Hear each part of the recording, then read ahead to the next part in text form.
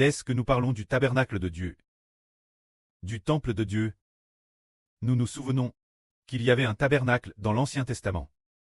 Se dire le tabernacle construit par Mose, quand ce tabernacle, c'est comme si Dieu disait que le tabernacle de Dieu était au milieu des Israélites.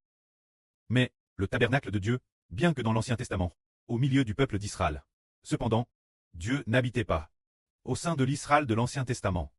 Si le précleste avait habité dans le tabernacle construit par Mose, ou avait habité dans le temple construit par Salomon, alors Dieu aurait accordé au peuple de l'alliance établie par Mose la vie éternelle, et aurait aussi permis Salomon, qui avait construit ce temple. Et ainsi, si Dieu avait habité en eux, Dieu aurait donné l'eau de la vie, la nation d'Israël au Moyen-Orient, pour qu'ils vivent éternellement.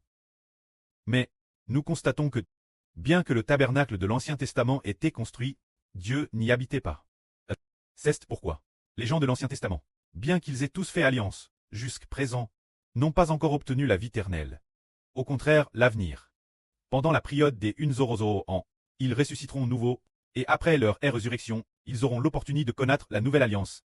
C'est en connaissant la nouvelle alliance qu'ils obtiendront la vie éternelle. Connaître le souverain sacrificateur de l'Ancien Testament ne donne pas la vie éternelle. La vie éternelle n'est pas dans le souverain sacrificateur de l'Ancien Testament, mais elle est dans le souverain sacrificateur de la nouvelle alliance. Ainsi, bien que l'Ancien Testament ait eu un tabernacle, l'arche de l'alliance, le chandelier d'or, la table d'or, l'autel des parfums et l'autel des holocaustes, tout cela n'était que des préfigurations et des symboles qui préfiguraient quoi? Ils préfiguraient l'avenir, le souverain sacrificateur de la nouvelle alliance. Comment cela se fait-il? Le souverain sacrificateur de l'Ancien Testament est un homme, celui de la nouvelle alliance est aussi un homme. Mais, El Petro Hbreu dit que, le souverain sacrificateur de la nouvelle alliance, en plus d'être le souverain sacrificateur, est aussi le tabernacle de Dieu, le temple de Dieu, l'arche de l'alliance de Dieu, et aussi l'Esprit de Dieu. Se dire le souverain sacrificateur de la nouvelle alliance, par exemple, le souverain sacrificateur de l'Ancien Testament est un homme, mais il ne respectait pas le tabernacle, ni l'arche de l'alliance. Il n'était que celui qui accomplissait le service, mais le souverain sacrificateur de la nouvelle alliance a dit: détruisez ce temple, et en 3 jours je le releverai. Ainsi, le Seigneur Jésus, le souverain sacrificateur de la nouvelle alliance, est devenu le temple de Dieu. Ce qui est merveilleux, c'est que le souverain sacrificateur de la nouvelle alliance est aussi devenu l'Esprit de Dieu. Le souverain sacrificateur de la nouvelle alliance devient le tout de Dieu, le tout en tous, représentant tout ce qui est de Dieu.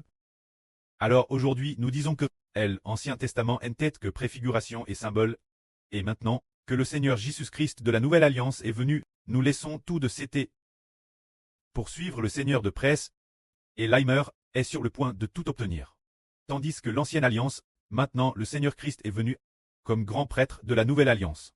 Il y est quant au grand prêtre de l'ancienne alliance.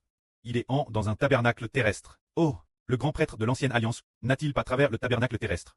Il a d'abord PNTR dans le tabernacle terrestre. La première pisse appelle le lieu saint. La seconde pisse appelle le lieu très saint. Il va d'abord au lieu saint. Et puis, le jour des expiations, il doit aller dans le lieu très saint. Il doit aller dans le lieu très saint. Alors, nous disons, le grand prêtre de l'ancienne alliance, est-il arrivé? Il a pu entrer dans le tabernacle terrestre. Le tabernacle contenant l'arche de l'alliance, mais, le grand prêtre de la nouvelle alliance, arrivait-il? Traversant les nuages, traversant l'univers, arrivant au-delà de l'univers, la mer de verre devant le trône de Dieu. Arrivant directement la droite de Dieu. Frères et sœurs, regardez, le grand prêtre de la nouvelle alliance arrive directement à la droite de Dieu. C'est pourquoi ce grand prêtre s'est pressant devant Dieu ou est venu la droite du trône de Dieu pour qu'il soit Dieu avec Dieu. Se dire le grand prêtre de la nouvelle alliance qui peut ainsi nous sauver. Cependant, le grand prêtre de l'ancienne alliance ne pouvait madame pas voir la face de Dieu. Alors comment Dieu pourrait-il sauver les gens de l'ancienne alliance?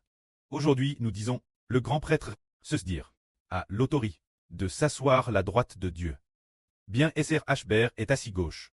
Ainsi donc, puisqu'il a l'autorité avec Dieu, de siéger sur le TNE, pour très Dieu, puisqu'il a reçu le nom du Dieu Tout-Puissant.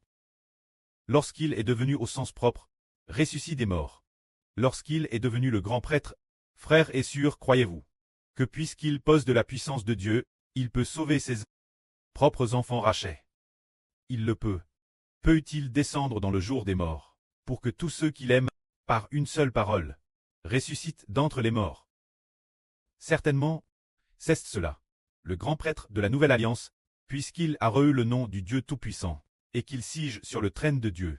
Alors, ainsi, tous ceux qui s'appuient sur le grand prêtre de la nouvelle alliance seront certainement sauvés, et ils obtiendront certainement, par le salut du grand prêtre de la nouvelle alliance, la miséricorde, pour toujours, afin qu'ils reçoivent la vie éternelle.